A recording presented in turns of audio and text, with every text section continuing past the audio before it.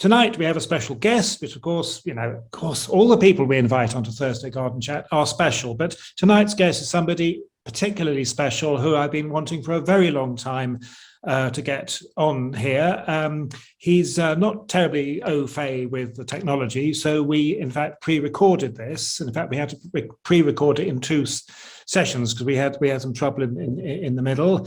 And it's I've done a lot of work on subtitling and putting in photographs and making a celebration of I think one of the really remarkable garden people.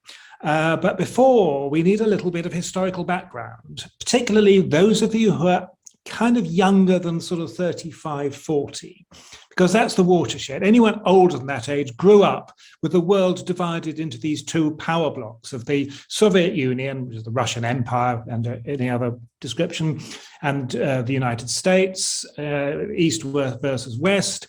And there was remarkably little contact between them. I mean, there was some scientific contact, and every now and again the Bolshoi ballet would come over from Moscow, but there was really very little contact. And, we knew nothing about what was going on in horticulture east of the Iron Curtain. And for those younger who don't remember the events at the end of the 1980s, early 90s, which led to the collapse of the Soviet bloc, you have grown up in a very different world.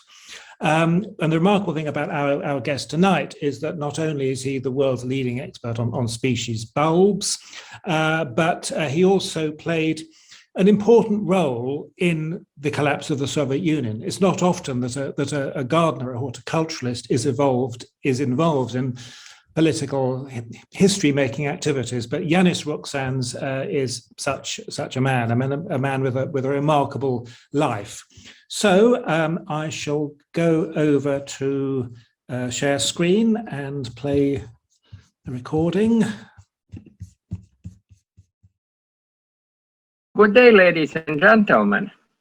I'm very happy that I can speak in front of you. But unfortunately, situation now in the world is such that we must do it only distantly.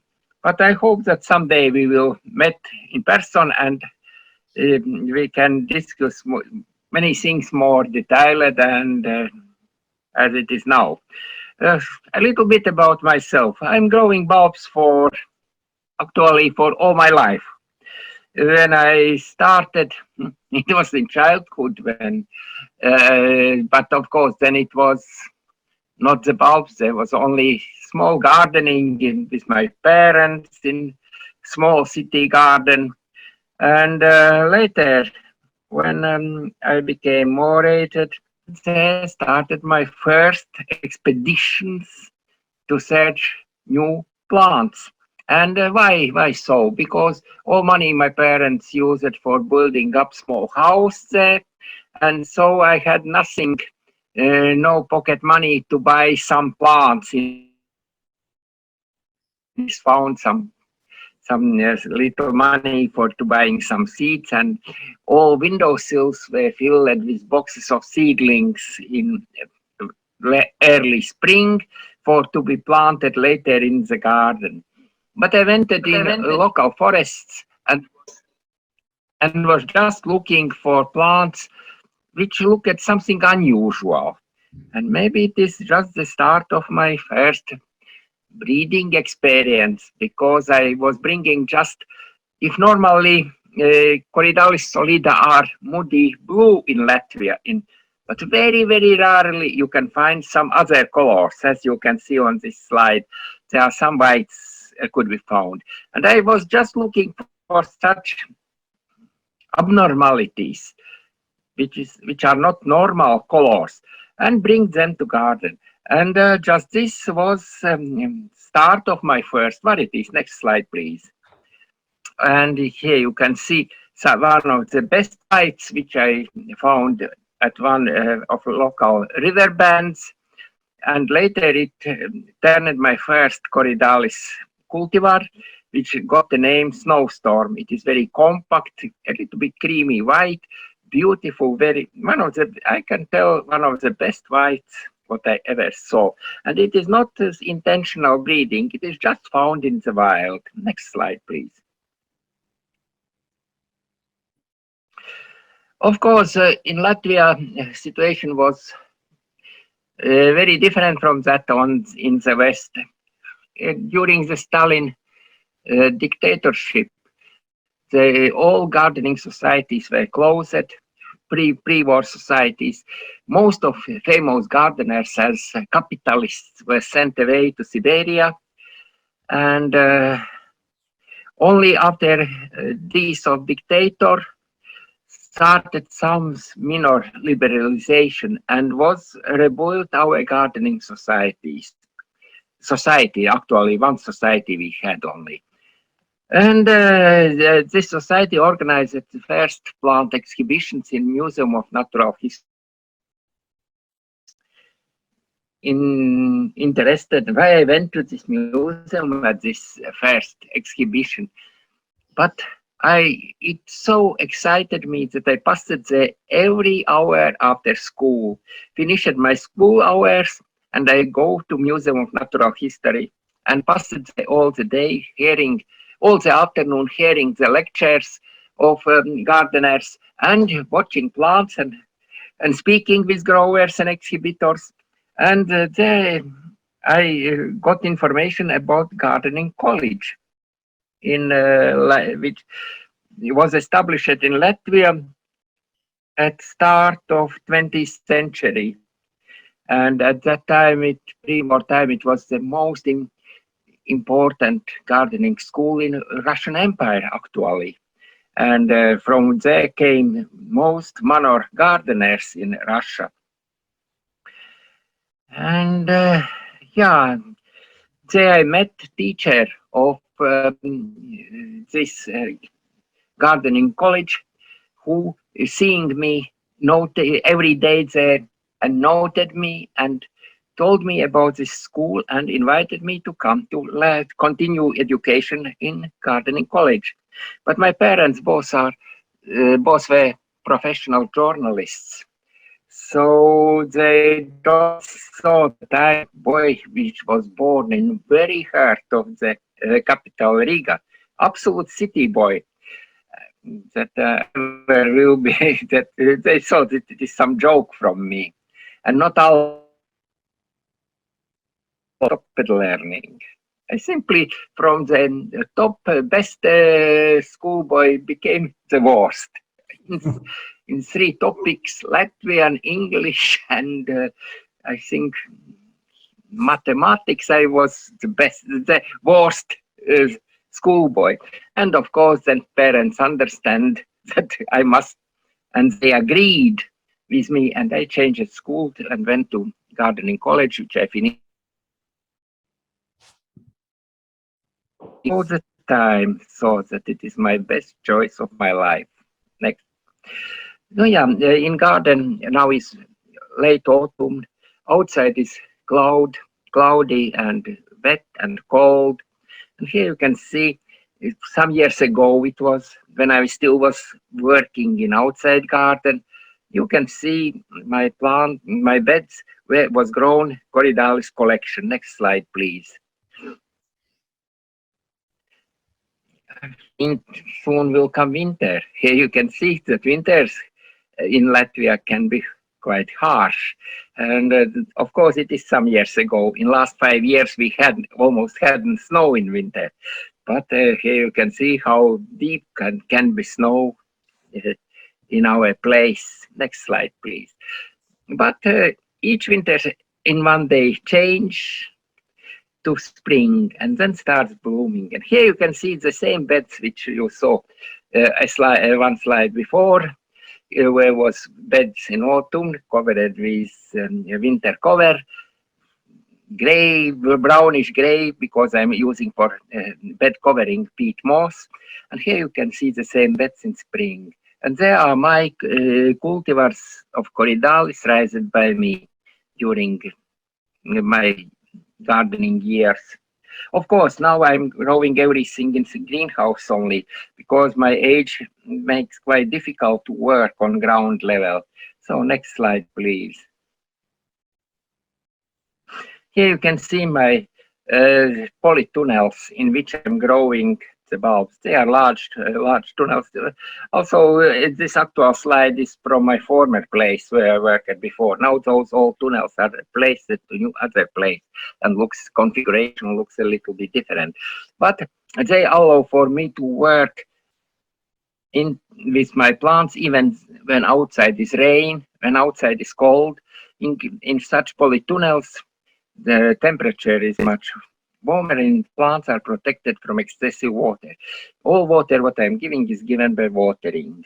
So I can control elements to be sure that plants are growing well. Polytunnels is covered by 2 layers of polyethylene and 10 centimeters between those. So temperature is very little swinging. In difference between night and day are minimized. And at first, of course, I used the same planting way as I worked in the outside garden. So I planted all my plants in greenhouse soil, just in soil without any pots, without any raised beds. And so here you can see the very easy way how to plant in perfect distance to make rows. It is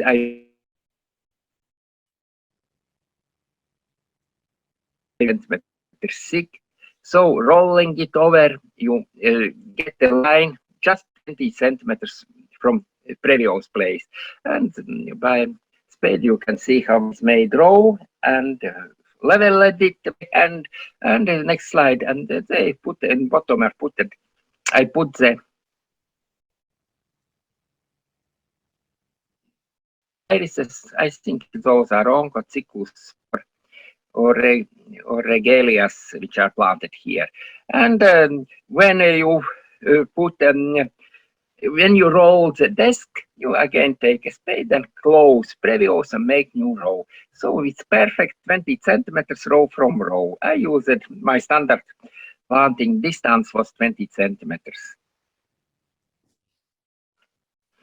Of course, very start when I was growing in the garden, I used such 1 meter wide beds with 30 centimeters wide row between them. Of course, I found that it is quite difficult to keep large collection and especially to make planting books. If you have only 1-2 corms of, for example, as here are planted crocuses, it is quite difficult to place them and to make a planting book. So I changed it to such lined beds. At first I used 3-line beds because to save the space. But later I found that in middle row it is quite difficult to reach if you need something to take out. If you found some ill or wrongly named plant, it's not so easy to work. So quite soon I changed my planting system to 2-line rows. You can see here our Corydal's collection planted in 2-line rows. The beds width is 70 centimeters and pass again 30 centimeters. So the distance together makes the same 1 meter for row. But the only plants are placed now in 2 lines, and from each side you can easily reach any plant and to check its health. It's really do anything what you need with it without great problems. And in front you can see tube ways inside pink tub. It is poison against mice. Greatest enemies of bulbs planted in garden are rodents. Here we have mice, it is one, and one is water rat. Water rats is bog mice, and they can kill huge amounts of bulbs in one season. I remember I had 100 square meters of garden filled with crocuses and harvested only 8 corms. Yeah, of course, size of bulbs are very different, and some of them are very large, even huge, I can tell, and such are large drumstick alliums you can see on those pictures. To plant them on 2-line rows would be quite far too dense, so they are planted in single line rows, 70 centimeters apart one from other, and it is sufficient to walk between and to check each plant. Of course, my favorites during my lifetime changed, and when I started, when I was student, my diploma work, my graduation work was about breeding of tulips. And so I checked compatibility for crosses between different species. And of course, I raised a lot of new things, and I used species not ever used before in tulip breeding. My goal, my thinking way was such: Dutch are breeding tulips for centuries. So to compete with them would be quite difficult, and I must to look for something what Dutch never used. So I looked for the species which were discovered when Russia, Soviet Union became closed from other world. And one of such species was Tulipa vedensky, all kinds of other species what I had in my collection. And still I'm growing some 30 excellent cultivars of this time. Next, of course, I work with small bulbs all the time, yeah. But another great collection was daffodils. And there I got quite good achievements too. And at very top, growing 1 acre of daffodils, and there was around 1,400 of different species, different samples. So, and half of them was my own selections. And here my goal was to join good growing capacity of Dutch cultivars where flowers were of bad quality with English, with daffodils raised in United Kingdom, where main goal was quality of flower. So I wanted to join good growing capacity with good quality of flower. And I think that again, I got some good results in this. Now, of course, I parallelly much worked with Corydales too. And again, I discovered a few new species earlier, unknown in science. And one of those was named, one of my discoveries was named by Swedish botanist as Corydales ruksans. I found it in Tajikistan. But of course, all my life I was mostly working with crocuses too as well. And here you can see one of my most famous daffodil varieties, Freedom Stars, which I named after our symbol of resistance against Russian occupation. It was Monument of Freedom. You can see it on the right side. And on top is Mother Latvia, which has in hand 3 stars. It is 3 ethnographic regions of Latvia. And on my cultivar has same 3 flowers on stem. So, and those are split coronas, so a little bit resembling stars. So naturally I named it Freedom Stars. And it was quite often our questioning, during Russian occupation were blown up almost all monuments boiled up in pre-war Latvia, if independent state. But this one was stay safe. Of course, they wanted to blow it up, but then some told that this monument symbolized Mother Russia, who keeps in hands 3 Baltic republics. And so it was saving this from blowing up, this fantastic monument in center of Riga. Now here you can see one of my very good tulip hybrids, Girlfriend, which was exhibited in Floriade, in Holland, in Floriade 2000 by my Dutch friend Jan Pennings. It is interspecific hybrid where mother plant was Tulipa Wedensky, and as pollen parent was used hybrid between Tulipa fosteriana and Tulipa greigi, and it got award diploma of honor in this exhibition. So it is good, I think. For out of Holland to get award for tulip species, it is quite good, actually. And here you can see how I worked in time when bulbs are grown in open ground. As I told, I use a two-line beds, and such hand tool helped to make rows. In bottom of row, as you can see on left side, well, I always put the coarse pure sand, and on this sand layer were placed bulbs, as you can see on next slide. On left are Corydalis tubers, on the right are Fritillaria bulbs, and after placing of bulbs in a row, they were again covered by coarse sand, and then the bed was closed. What it gave me, at first it was good drainage, excellent drainage. The second was some protection from soil.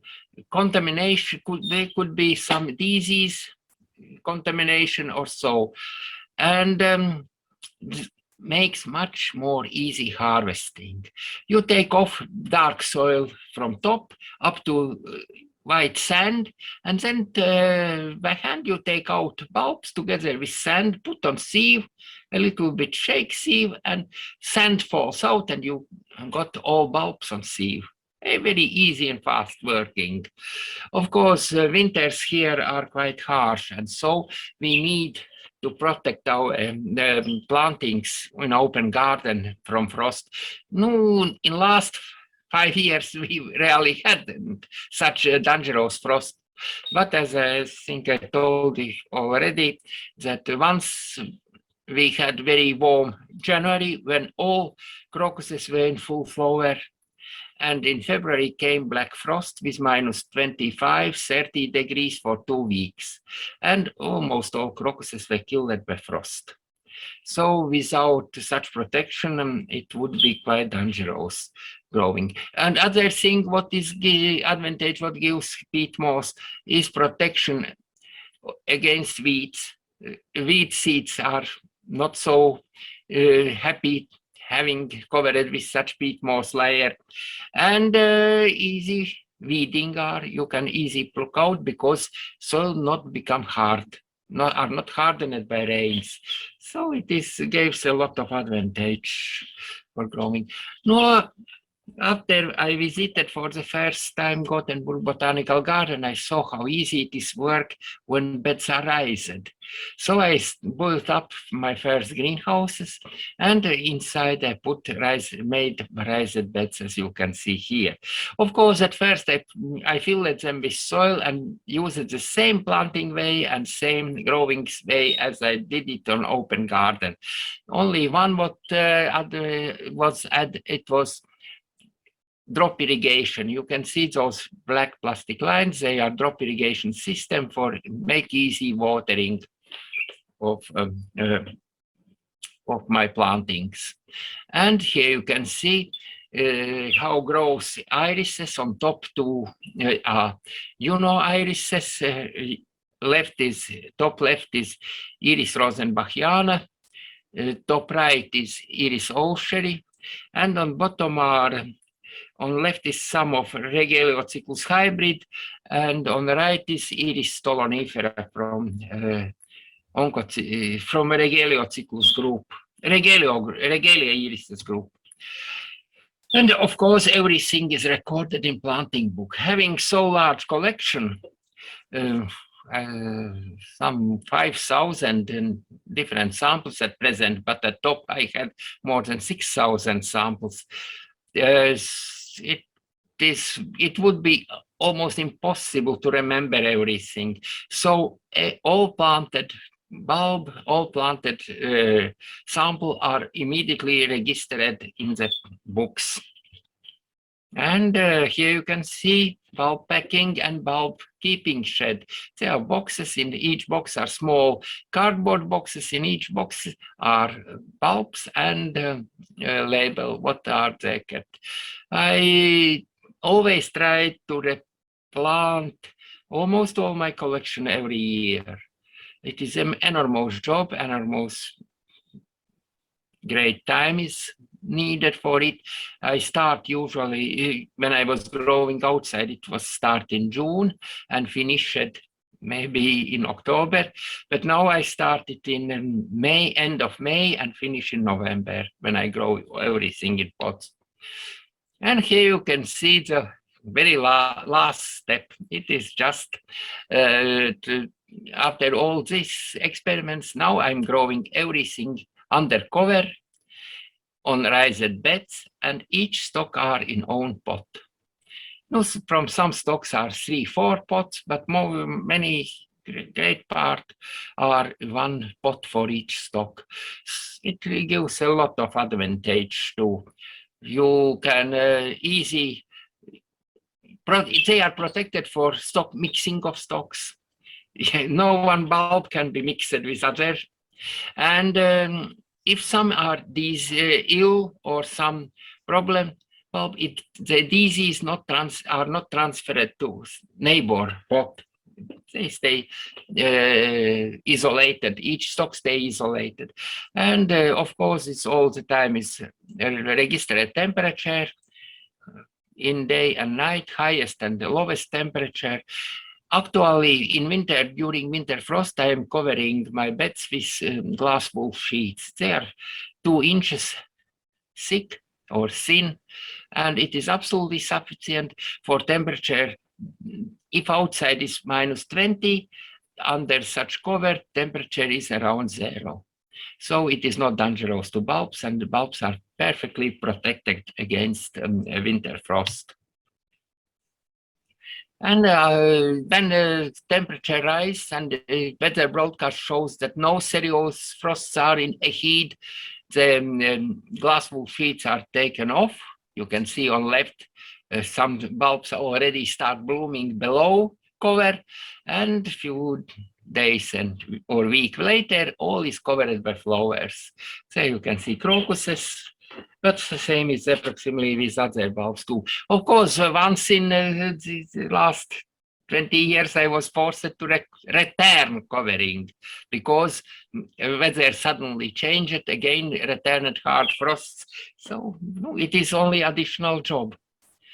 No, of course, when I parallelly in Soviet time, my last 20 years, I worked as editor of Latvian gardening magazine.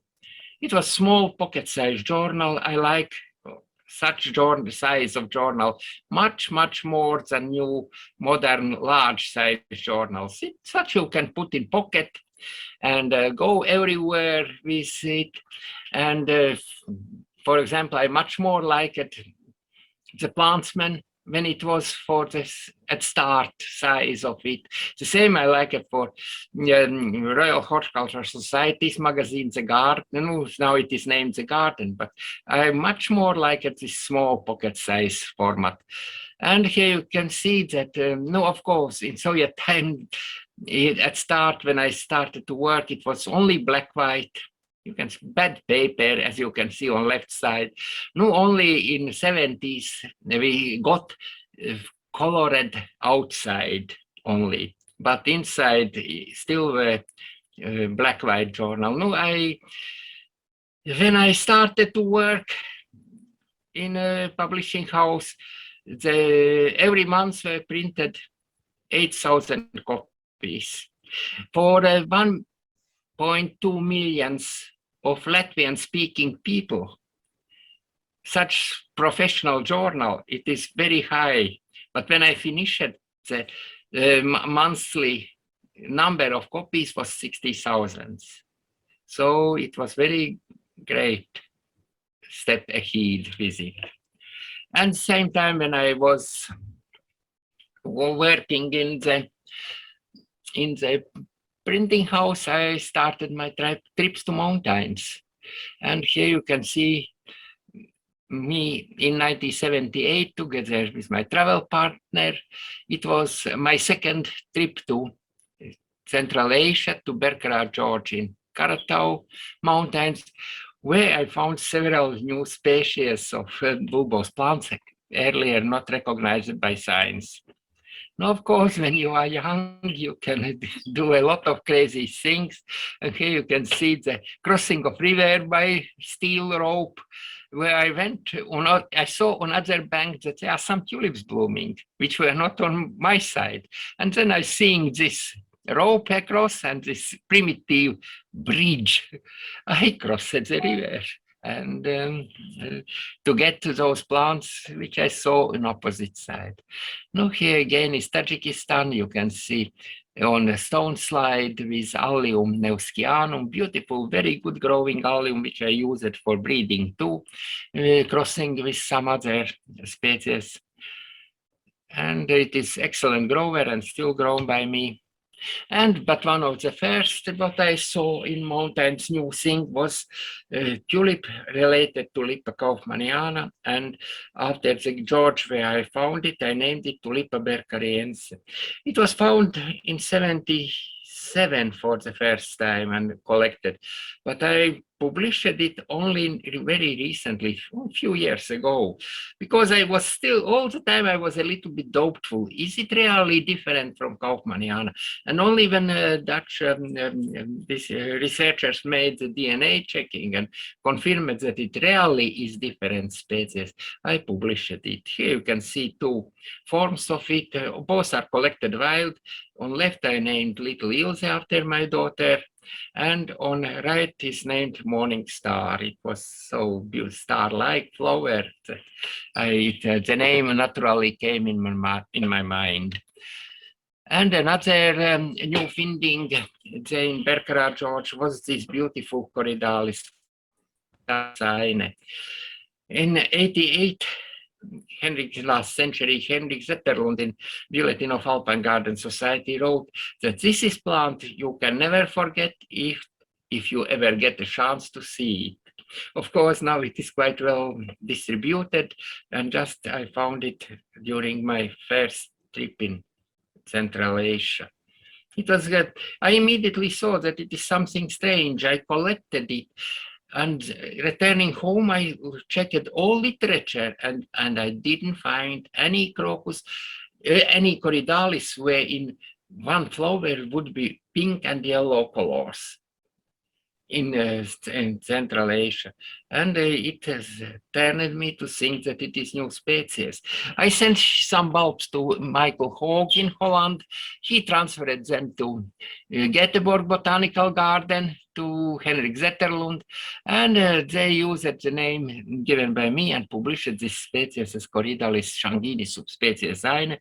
But very recently was found that it is independent species that has only superficial similarity with Corydalis shangini. Both areas are isolated and very nowhere they are growing together. No, the third plant found during my first trip was in Uzbekistan, at the famous locality Chimgan. This is iris, which later I named Iris pseudocapnoides in my book. It was published in my book Buried Treasures, which was edited by Timber Press in USA, but no, unfortunately now it is completely sold out. Maybe in some second-hand stores you can find it. In new millennium, I started trips out of Soviet Union, and the first was Turkey, then came Balkans, and of course, one of my dream lands was Iran, where are so many interesting plants. And we went together with Henrik Zetterlund, you can see side by side with me. And during my first trip to Iran was found this beautiful peony. And I immediately understood that it is something new.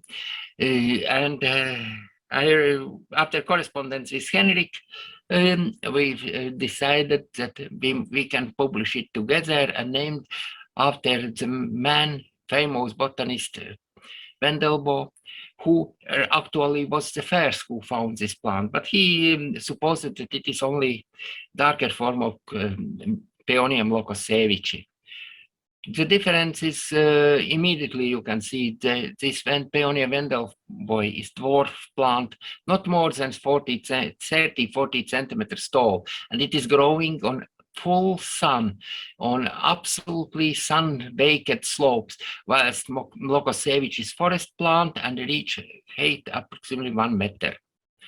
No, another, my first Iranian discovery was this crocus, which I collected in 2008. With, of course, it is autumn blooming, but we were in spring, so I collected it with almost dry leaves, and it bloomed in the first autumn. And when it bloomed, I immediately understood that it is new space, something different. Also a little bit similar to Crocus speciosus, but had absolutely different style of flower dressing. And later, chromosome research and DNA research in Gattersleben confirmed that it really has very special genotype, very different from all other speciosus crocuses. So I named it after my great friends, Jim and Jenny Archibalds, who supplied me with a lot of seeds, and without any payment for them, Jim always returned my checks, which I sent to him without cashing. So, and always sent me all what I got. And so I named after him and Jenny it as Crocus archibaldiorum. Unfortunately, he didn't saw it because he died from cancer just before this was published. And of course, ending of, I not remember any trip when I would not find something new. And here you can see on Greece, where after long wandering on the slope of Mount Pelinea, I found Fritillaria pelinea. And it was growing on stone slides, very, very deep. And to reach it was very, very difficult. You take off some stone and new ones fall down from top, but no, finally, few bulbs I got from it. Of course, Iran is full with still unknown, unpublished species. Actually, when I went for the first time to Iran, there were known approximately 10 species from there. And at this moment, I published 10 more. So practically doubled number of crocus species grown in Iran. At present, I published more than 60 new plant species, but some 10, 15 still are online. And tomorrow or after tomorrow, I will start to work on few more descriptions. The herbariums already are ready. And another new tulip species which are waiting in line for publication. It grows wild in Kazakhstan on dry salt steppes. Actually, soil there is white from salt. What I was so shocked when I saw this tulip there growing in such soil. It was, for me, it seemed to be absolutely incredible. I collected few bulbs of it. And really, it is very difficult to cultivate because it starts growing usually in December. Now, first this year, the first bulb already are pushed out the flower. And here you can see the main features of it, how to separate it from other species. You can see that filaments up to top are very densely hairy. The hairy is also what's the name?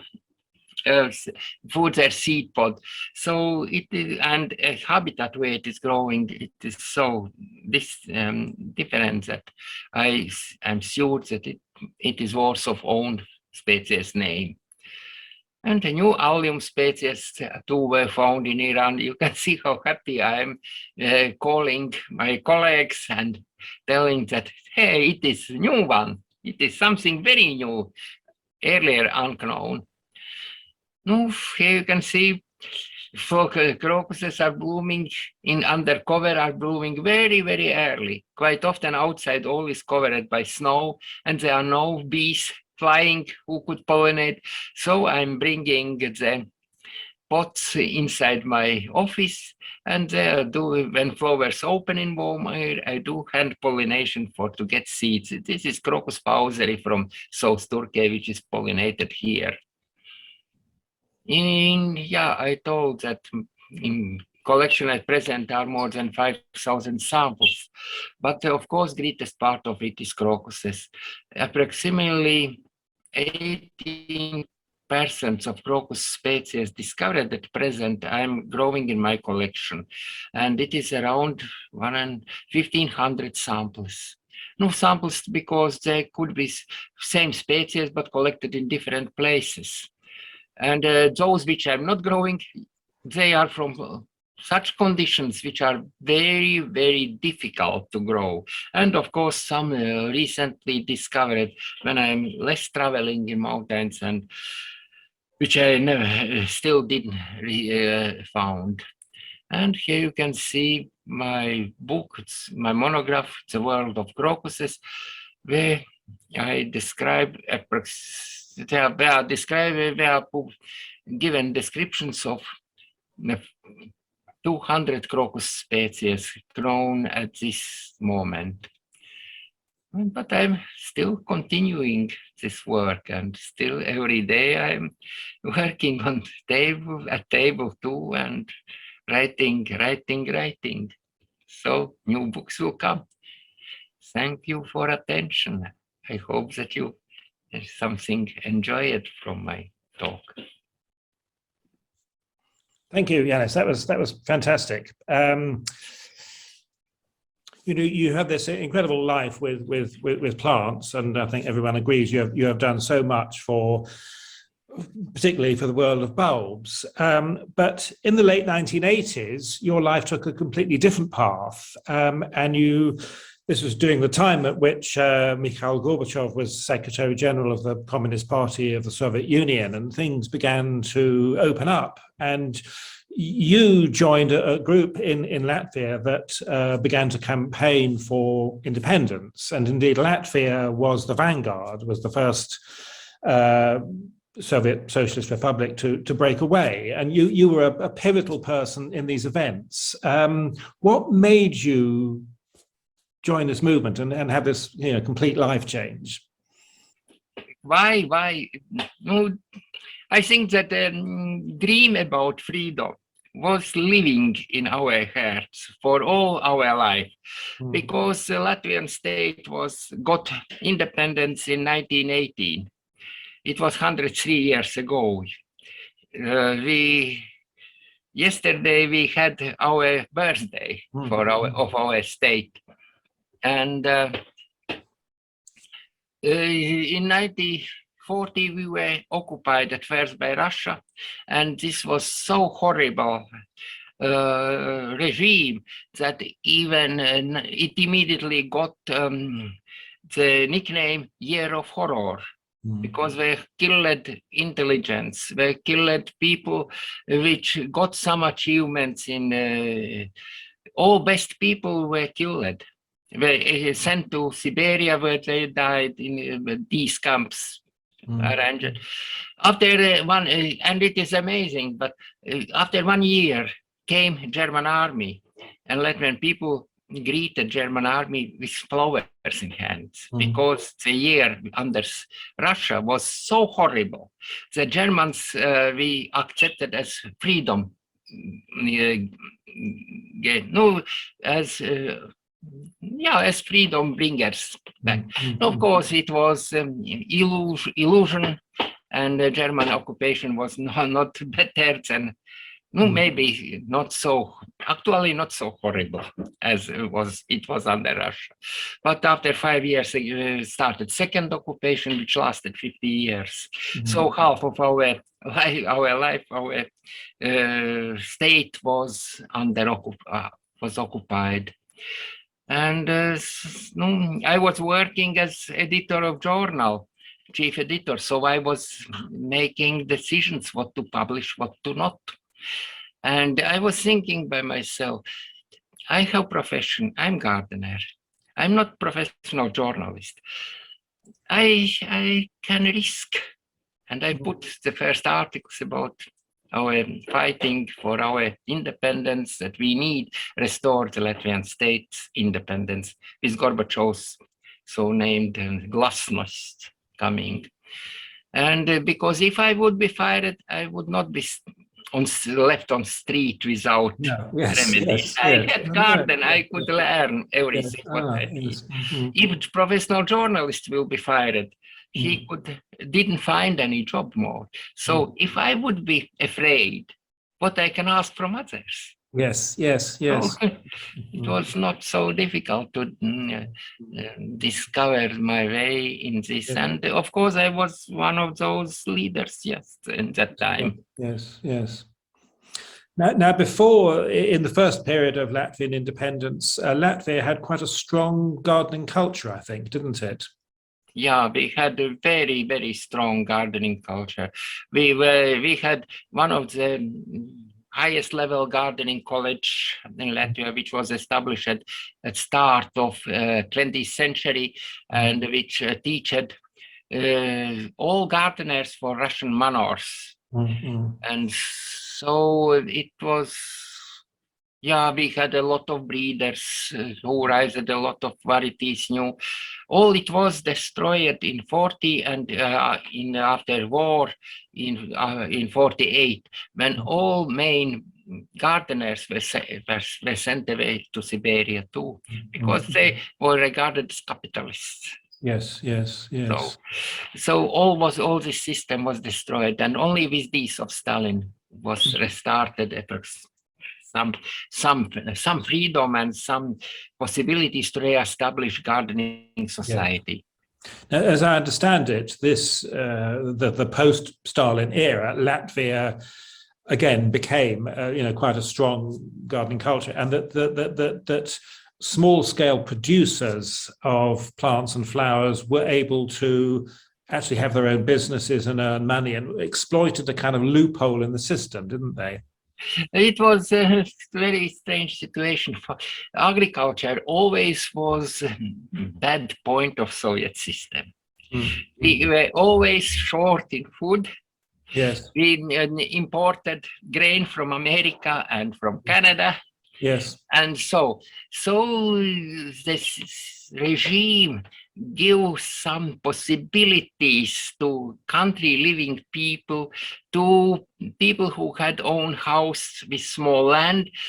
It was all of it to grow something for themselves, and was all of it to sell surplus.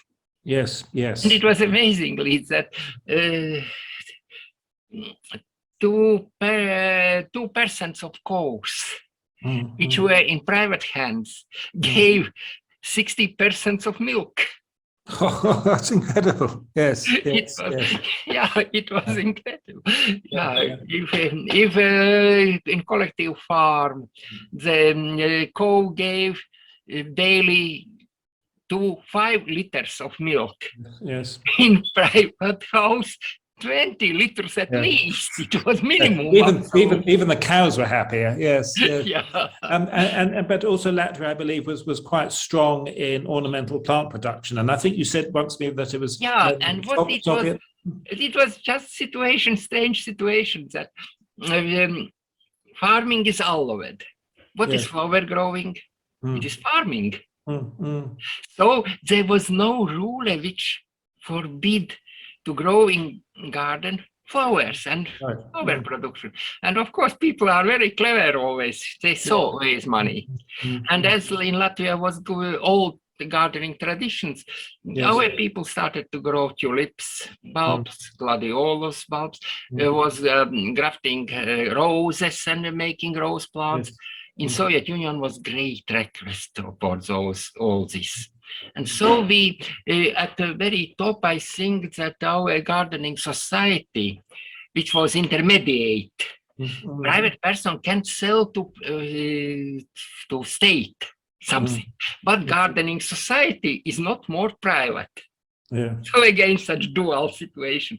You gave to gardening society your bulbs, and it is selling it to, for example, for park of some city. Right. Oh. And so we produced in year several millions of tulip bulbs every year. Wow. Wow. Yeah. Yes. Yeah, and so we got the nickname Latvian Holland, Soviet Holland. Soviet Holland, right? Yes. Yeah. Wonderful. So Yes. because we was actually main supplier of gardening material for all Soviet Union was just Latvia, and for most famous dates, which was International Women's Day as 8th of March, people was forcing in kitchen room, in living, gave one living room for forcing of flower bulbs, put lights in, and forced flowers and bring to markets to all Soviet Union.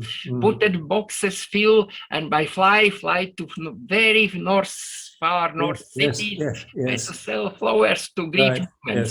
Yes.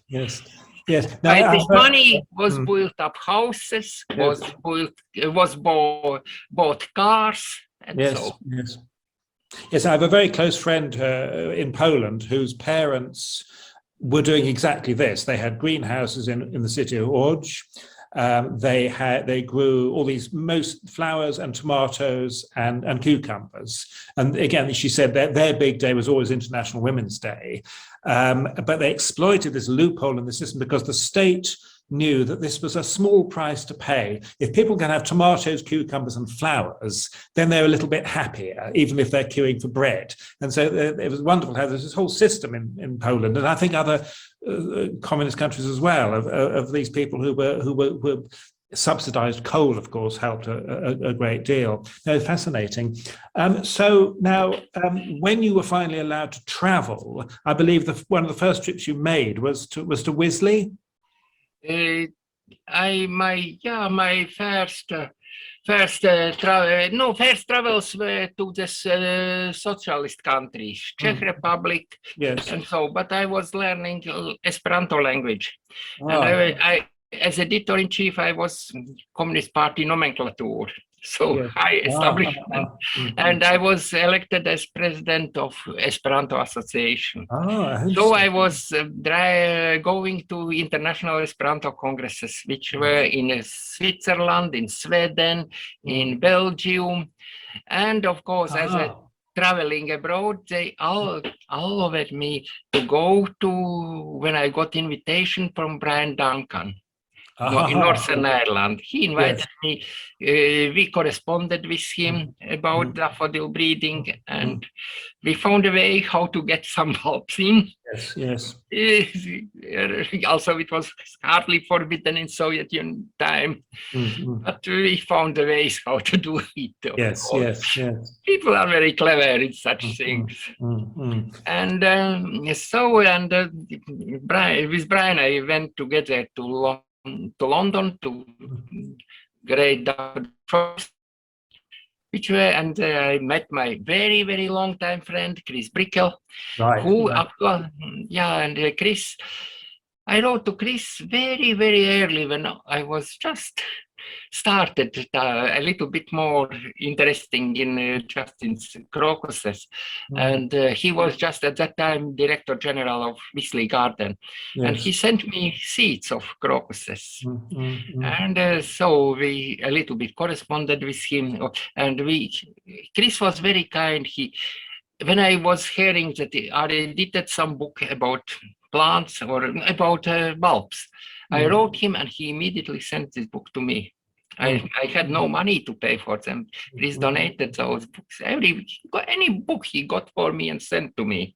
And I sent him Soviet books, botany books, which were edited in Soviet Union in reply. And then we met for the first time during Daffodil show in Great Hall of Royal Horticulture Society. And Chris told at this time, Janis, you have so marvelous collection. Why are you not offering them to abroad? And in such a way I started. It was just the democratization of Gorbachev era started. And I made my first catalog. It was on 4 page. Yes. I think some 40 names in it. Yes. Yes. Yes. And in such a way, I started my export catalog. Right. Right. Aha. Right. Good. Good. And it rised up. And now up to very top, I think I had some 300 customers in West Right. country. Fantastic. Yeah. Yeah. Yeah, but now I'm limiting this. Yes. Yes. Down, and it is so hard job Yes. at first. Yeah. If you are not absolutely crazy to keep such collection as is mine, Yes. I don't think that somewhere else in the world is so great collection. No, at least Henrik told that he don't know any botanical garden where would be so great collection of bulbous plants as in my collection. I understand you're passing a lot on to Gothenburg. Yeah. Yeah. Yes. We have very good interrelations with Gothenburg, and now fortunately, Latvian University is building up greenhouse, especially for the bulbs, and I will donate my collections. Oh, that's good. That's good. Oh, that's really good. To Latvian University, because I'm 75 and not more so powerful to manage so great collections. Yes. Yes. Yes. Good. Good. That's a great relief to know they'll be in safe hands. So now, thinking back to Soviet times, one of the things that the Soviet Union was quite good on was science, and I have this memory of going to and of course was a network of botanical gardens, and I remember going to visit Kyrgyzstan about 9 years ago, and finding that the botanic gardens in Bishkek was just completely derelict. It had been totally overrun by cornus.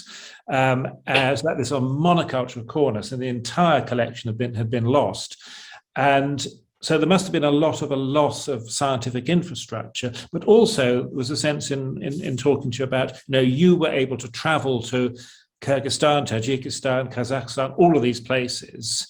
And you would speak probably bad Russian with the locals, and they'd probably all complain about the Russians together. But this world was open to you, which now must be a lot more difficult to travel between these different countries. So do you get a sense in which something has also been lost?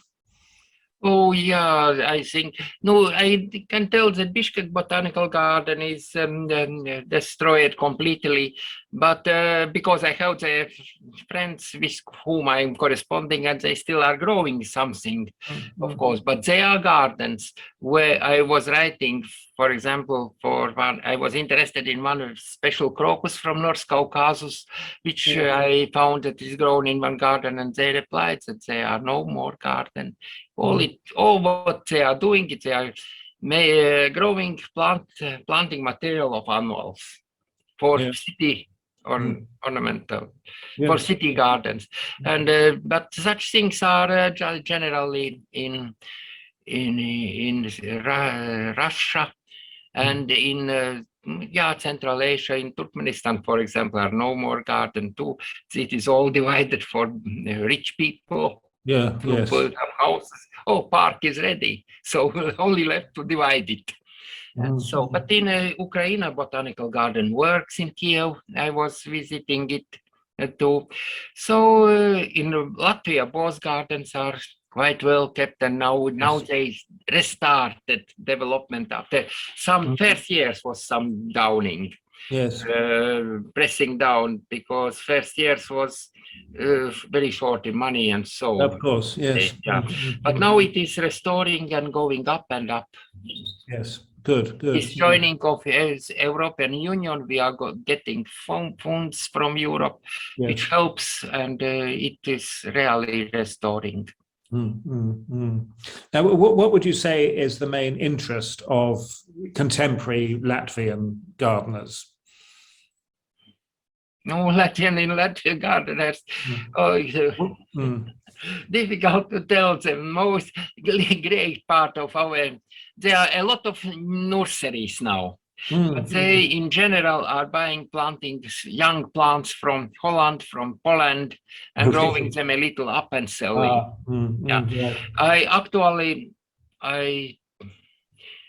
I don't know now exact new breeders who will come to breed new things to make some research job. It is really problem. Yeah. Because we all became older, elder and elder, and so one by other goes away. Yes. Well, hopefully there will be some young breeders. Maybe some, but no, it is slow process, of course. Yes. So at present, I know only 1-2 persons who maybe has some. Yes. I certainly met some dynamic young growers in Lithuania. Yes, I can't remember his name. The young chap who grows. Thank you, Janus. That was fantastic, Noel, and thank you so much for doing all that subtitling, because that was a lot of work, I know. It was a lot of work, but I think it is necessary. And I say this is quite an important kind of a historical document as well. So. Absolutely. Yeah. Now we do have a question from where is it? It's asking about from Lynn Waters. Can we share the variety names of the species iris in the first section of the interview? Is that something that we can get from Janus? Yes, I have actually got them. There was a sort of limit to the amount of subtitling, and I had to check all the names as well. So I will try and get that up. Actually, yes. Wonderful. And we do have Janus's daughter, don't we, here tonight? Yes, Ilza. Yes, hi. Hi, Ilza. Hi. Hi. So now you, in a way, have sort of, probably carried on the family tradition, because you're a landscape architect, I know. But not continuing his collection. I know you're not. But there was one question actually about how many of Janus's plants have gone into commercial cultivation. That's actually a good question, but it would be nice to. I could ask him. And maybe send in how many. Yes. But I know some daffodils for sure, and some tulips have been going also for Holland breeders, like in a huge volumes. Yeah, good. And is Latvia still producing tulips and bulbs, or has the entry to the European Union sort of allowed the Dutch to kill that off? No, actually, I would say that yes, mostly the Dutch have killed. If we have some, if we have some projects where really we need, because typical in landscapes you need thousands, and that is something which is not produced locally. We have a couple of breeders who try. But that is mostly that they send supplies volumes which are sufficient for like a private gardens or for a small cities.